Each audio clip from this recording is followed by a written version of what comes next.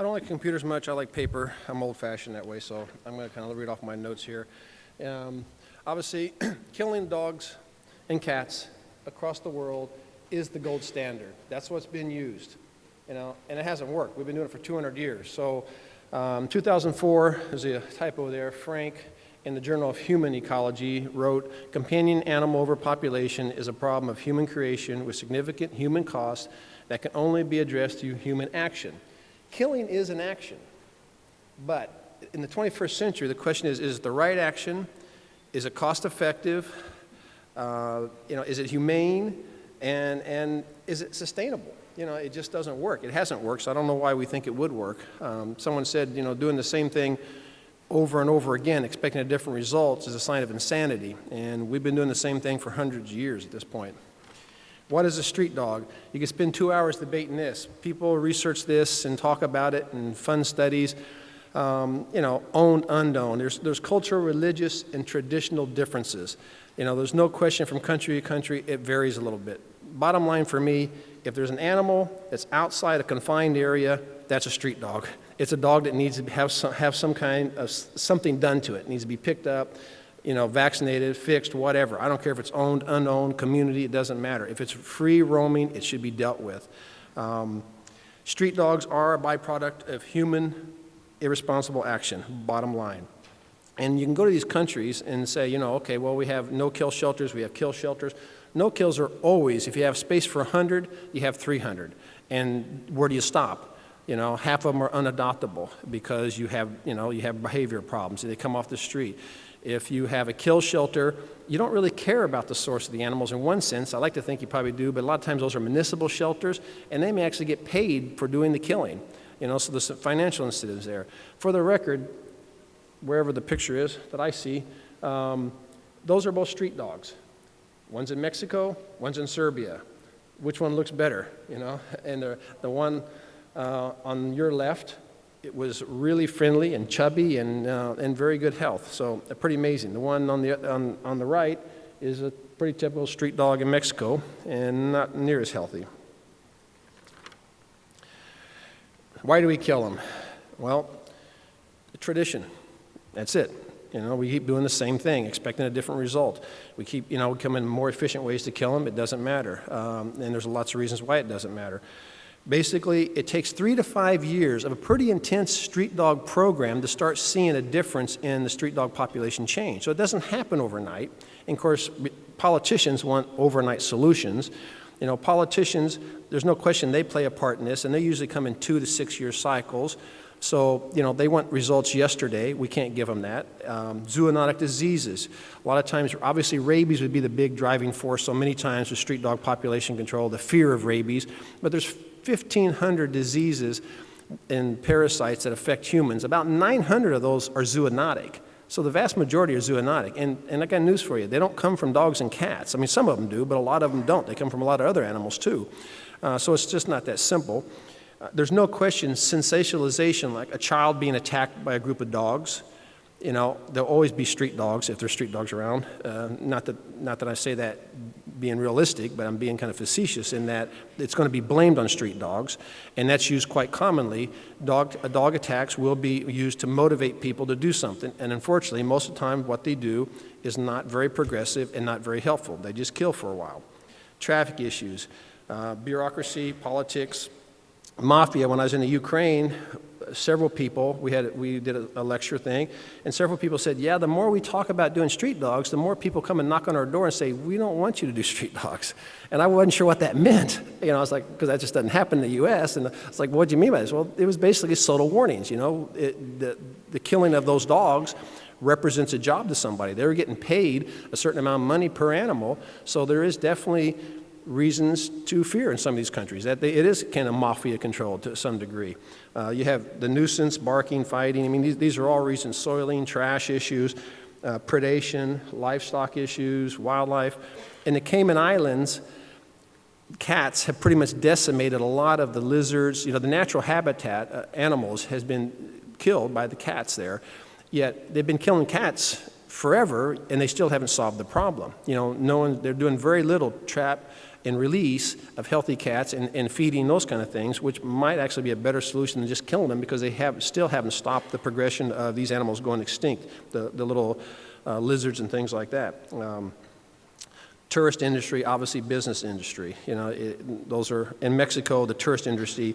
You go to Mexico, you don't want to see a starving dog on the beach, so therefore you're motivated to complain, and if you complain, maybe someone does something. Unfortunately, the first instinct is just to kill it or chase it off, and that doesn't really solve anything. So a paradigm shift in thinking would be nice. These are two statements of fact: low-cost sterilization programs and education programs promoting pet sterilization and responsible ownership have been found to be the most effective and least costly method to addressing overpopulation. Now, I would agree this is not going to be in every situation, but in most countries that have some form of animal control, this is going to work. If you have any kind of educated society, this is going to work. Low-cost, free sterilization programs have been shown to have no negative impact on subsidized programs, and in fact usually resulted in an increase in sterilization of an overall business by local veterinarians. This is important from the veterinary perspective. There's very few veterinarians in here, but I stress this all the time. This is good for my business. I'm not stupid here. I'm in it for the money to some degree. I have to work and make a living, and vets have to. But the reality of it is, if the supply is here and the demand's down here, by lowering the supply, we make the value of that animal higher. We should be a part of this process, and unfortunately not near enough of us are. Failure of the gold standard. Why does it fail? Well, at this point, in the 21st century, I like to think there's like moral, ethical issues, humane issues. People are more sophisticated, bottom line. We watch Animal Planet. You have Twitter, you have Facebook. You know what other countries are doing. So you say, well, why can't we do that? Why can't we be better? You have the carrying capacity environment, and I could spend 2 hours just talking about carrying capacity environment. But the truth is, it doesn't matter how much you kill them. There's a thing called superfecundity. So as you kill them, instead of having smaller litters, when they're near the carrying capacity of the environment, they have smaller litters because they just don't have the food to support it. But as you kill more, then the females have bigger litters because there's more food available. So, it's a very complex ecosystem. And it becomes perpetual. It just becomes big business. It's impossible to kill them all, and oftentimes you kill the wrong ones. In Progreso, Mexico, we were working there about 3-4 years, just starting to see a difference. A new mayor came in. 2 months after a major campaign, they went out and killed street dogs. Well, guess which dogs they killed? The friendly dogs, the dogs that we had already fixed, we had already vaccinated, the easy ones, because that's what they did. And they didn't know you have uneducated people just going out randomly picking up dogs, and there was money, they got paid by the dog. So whatever was easiest to grab, that's what they killed. And most of the time, those are not the dogs you want to kill. If you do want to kill any, you want to get the meaner ones, or the ones that are maybe fearful, or maybe haven't been fixed yet, or haven't been vaccinated, less healthy ones. So oftentimes we pick the absolutely wrong one. Most shelters are overcrowded, underfunded, and everybody knows that. There's not enough money in the world. And I don't know, there's nothing to be said. So the point is, if you're going to spend X amount of dollars, you need to spend that X amount of dollars as responsibly as you can. And housing 400 dogs or 500 or 1,000 dogs and not returning things to the street, or not dealing with animals off the street by just taking them off and not putting them back or not fixing them, isn't really going to solve the problem in the long run. It may make you feel better, but it's not going to make any difference in the long run for the animals.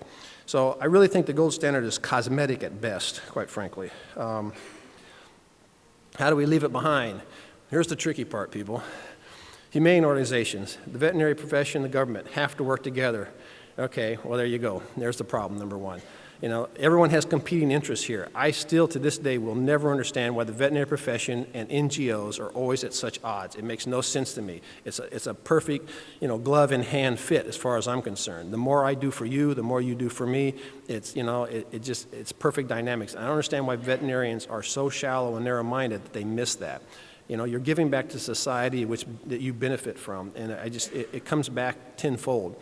I'm a firm believer in finding regional captains. If I was going to come into a place like Istanbul, I want to go into a certain area, maybe find a really bad area, and I'm going to pick that. The first thing I'm going to do is find someone that likes animals in that area, that knows animals in that area. And there's always, I hate to say it, there's crazy people everywhere, It's the crazy animal people, and I'm one of them. But, those are the people we want to work with. Now, whether you work with them the whole time, I don't know, but those are the people who are going to have the contacts, are going to know where the problems are. So I'm a big proponent of finding the crazy people in a certain area and working with them. Media of any kind is very useful, and I really do try to use media as much as I can. You have to educate as you go along. Strategic planning. We see real mistakes here all the time. You want to do some good, so you just randomly, you pick a dog up here and you spay and neuter. You pick up a dog here and you may put it back out, you may put it in a shelter, I don't know. It doesn't matter. It's random, it's not organized. You need to have a focus, almost laser-like attitude about we're going to pick this area and we're going to make a difference, because you have to be able to show that you made a difference. If you can't prove it, if it just makes you feel good, how do you prove that? I feel better. I know I did these animals over here, I did these animals over here, I did these animals over here, but overall, you can't really see anything. So I'm really about focusing. That's why we picked a city like Progresso, which only has 40,000 people, and we knew it was surrounded by the sea and marshes and all this, so we had kind of a limited area that which animals could roam in, so we knew if we concentrated there, we could really make a difference. And at this point, we made a tremendous difference there. So it becomes very important to be almost laser focused in, what you're going to do and have some plans. Education. 6 to 12 is one of the greatest, that's the greatest age for learning for children, 6 to 12 years of age. You have to have an education program. You have to get children to your facility. You have to go to their school, whatever it takes. But education, education. Everyone always says it. Unfortunately, we never spend enough time doing it. And I understand why. We're over our heads. We're just trying to keep our head above water. We're trying to float, and we just don't see any time. But this pays off in the long run. It's just like so many things. You do it now, you don't get the benefits for years. That's just the way it is. It's down the line, but that's the way we have to think. If you want to change the future, you have to be thinking about the future. Emphasis on public health and humane alternatives. Well, I put the emphasis on public health in there for one reason. Too many times we come across as people who don't care about people. And some of us probably don't all that much, and I understand why. There's times you just want to choke everybody, I understand that, don't get me wrong, But having said that, we are people, and we have to relate to them in terms they understand, So you don't necessarily say you're going to do it for the animal, but we want to reduce the population, we want to stop the spread of disease, we want to do these things for humans too. And it's also good for the animals, by the way. So I think how you word things becomes incredibly important when you're dealing with government officials and the veterinary profession. And you must keep some form of a measurement of success. I like bite statistics, but not all places have accurate bite statistics. I like, rabies. I mean, if you have rabies and people are dying from rabies, that's something easy to measure, because we know the people that die from rabies. That's pretty straightforward. Body score of animals, that becomes subjective, and maybe that doesn't mean anything to the municipality you're dealing with. But you have to have some idea of what a success is. I said, put down here, don't confuse me with the facts, because right now I think most government and most veterinary associations don't want to be confused with facts. Natalie's data from last year, she presented this last year. Bucharest, Romania, in 3 years, they killed 100,000 free-roaming dogs at a cost of 5 million euros. At the end of 3 years, they still had 100,000 free-roaming dogs. That was a very unfocused killing process that cost a lot of money, okay? What could you have done with that money? How much more efficient could have been used? Sofia, Bulgaria had about 6,000 street dogs. After 7 years of really stringent killing, they got a reduction of about 30%. And you'll see this is a pretty key percentage. 30%, 40% is about the best you get if you really try hard to kill. I mean, you put money in that every year, year after year, and really work hard on killing them. That's about the kind of drop you see, is 30, 40%, because they're just so much better at breeding than we are. And they'll just back up and hide in different places. They're smarter than we give them credit for, people.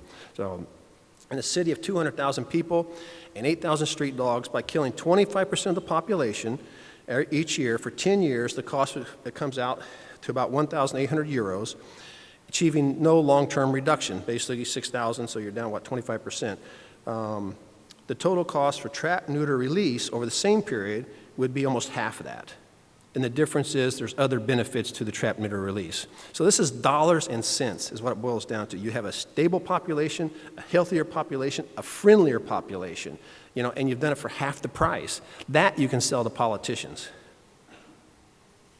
Did I go the wrong way? Yep.